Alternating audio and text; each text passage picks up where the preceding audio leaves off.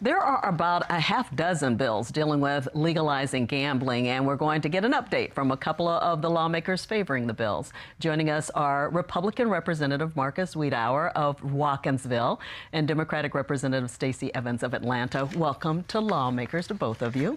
Representative Wiedauer, I'm going to start with you. Tell us about your bill. It's called the Georgia Lottery Game of Sports Betting Act. It's not a short title. Tell us about it. Yes, ma'am. Well, thanks for having us tonight. So the Georgia Lottery, we're going to put sports betting under the Georgia Lottery. It is strictly online. There's no retail portion of it. There's no bricks and mortar. We feel like it's the cleanest way to this, and certainly what we feel like the appetite is for the state of Georgia. And there's no money involved, right? Because there's no brick and mortar or anything.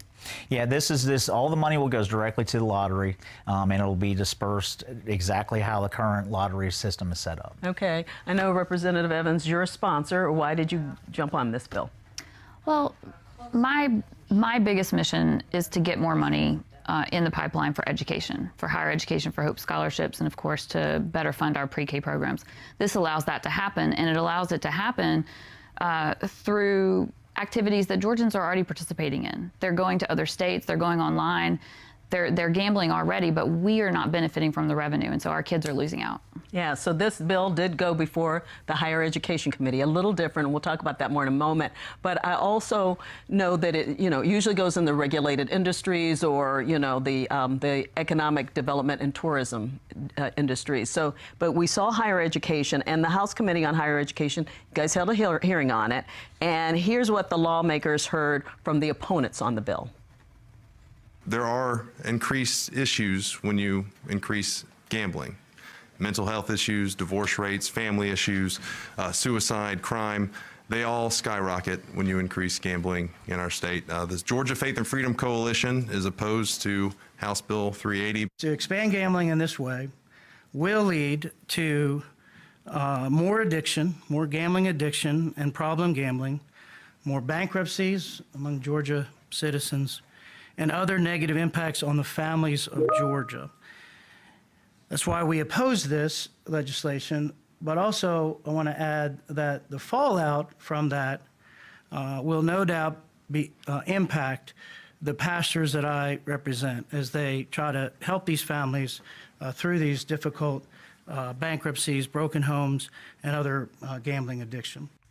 So these are some of the things we've heard year after year from the opponents. So tell us your reaction to it. Is there anything different this year when you talk to them? Well, it's not any different than what we've heard before, and it's also not any different than what folks were saying about the Georgia Lottery when it was first created in the early 90s.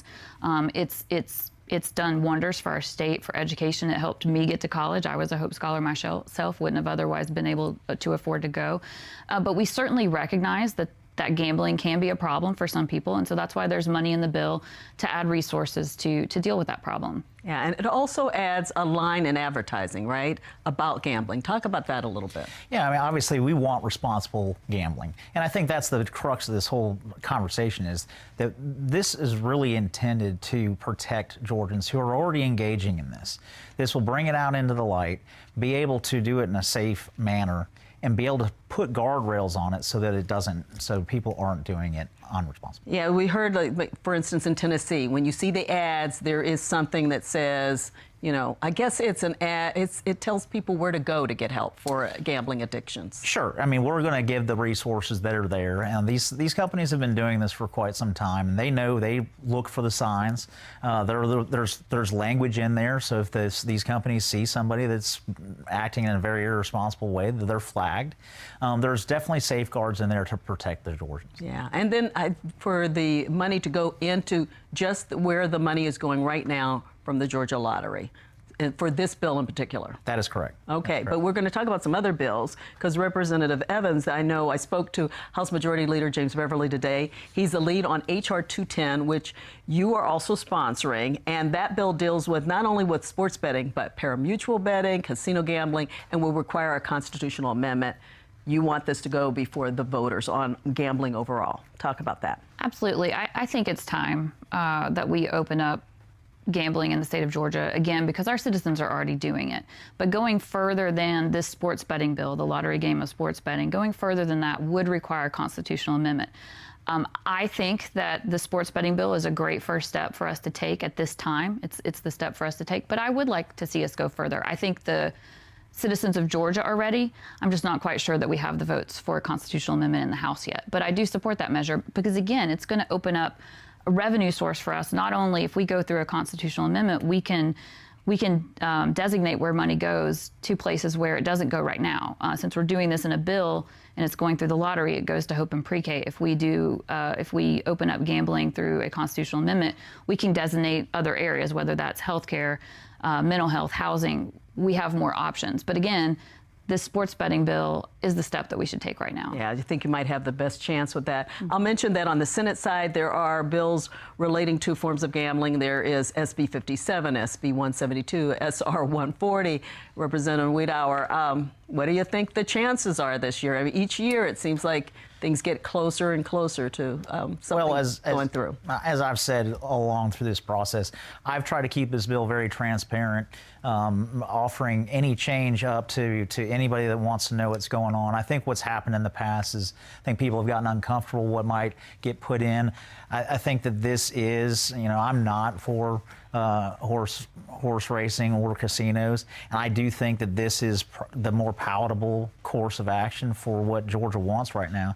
And so I do believe that there's momentum behind it, and we'll see how it goes. Yeah, we heard, especially during the Super Bowl, that people were doing, the argument for it has been people are doing it anyhow. And that is happening, and Georgia is not getting any of the revenue. All the revenue is going out of state, and this would obviously continue to bolster the programs that we keep talking about. Yeah, and a lot of the different places that are in the other states are very interested in this bill. You've also got all the sports franchises in Georgia, in the Atlanta area in particular, interested. Yeah, in that aspect of it, I think that some of the arguments have been that if we just give these licenses to a bunch of out-of-state organizations, that a lot of our tax dollars will leave the state. Being able to give a nod to the sports teams that are here in Georgia, that's going to keep additional tax dollars in the state. Okay, and you're feeling the same way about it, that this has momentum this year. Absolutely. It feels good. It feels good not only because we're going to open up sports betting. It's something that Georgians are doing, more money for lottery, more money for pre-K.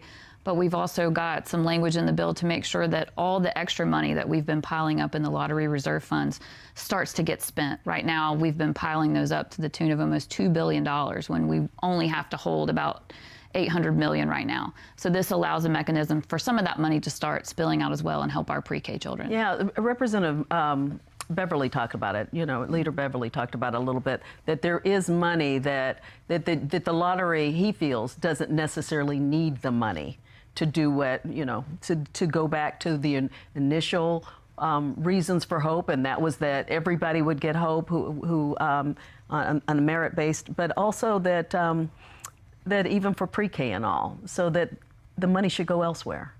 Well, this year, for the first time in 11 years, the Hope Scholarship and the Hope Grant were fully funded at tuition level. We haven't done that since then. So that's exciting, and that should continue. We've got the funds to do it.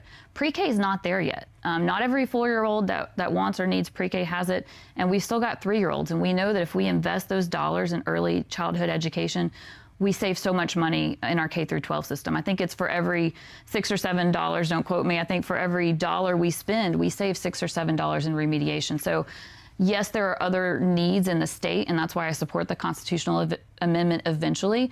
But for now, for this money, pre-K still needs our help. And so I'm super excited about passing the bill and getting the sports betting revenue, but also opening up the reserves. Okay, certainly a lot of eyes on this, so we're going to keep up with it. Yep. Thank you so much for coming on the show. Thank you. All right.